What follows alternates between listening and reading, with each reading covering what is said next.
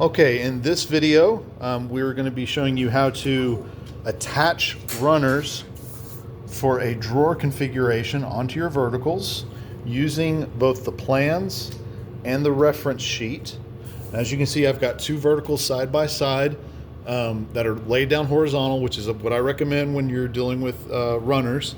I prefer to do this when they're horizontal instead of when they're up against the wall already installed. I like to save my knees. So these two verticals in the plans do go all the way to the floor. So as you can see, we have our toe kick, which means our bottom shelf is going to be right here. Using the diagram, we can see that we have our bottom shelf or possible shelf, depending on which drawer face that we're referencing. For these plans, we've got a 10, 2 7s, and 2 6s in terms of height. And these are them right there. And so according to the sheet, my first one is going to be a 10, which is 9.9. So my bottom, using the sheet, I have a possible shelf right there.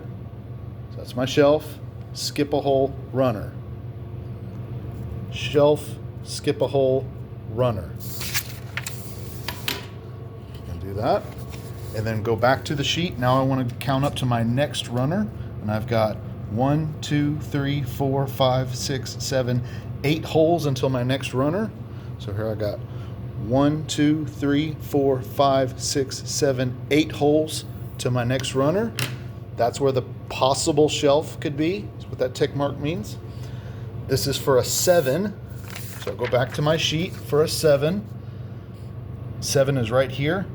And so even though there's nothing above it, we can still use the same logic that, okay, it's 2 more holes above it. So with a 7, I go 1, 2, 3, 4, 5, 6.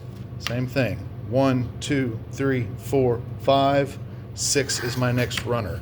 Again, that's where the possible shelf would be if there needed to be one. All right.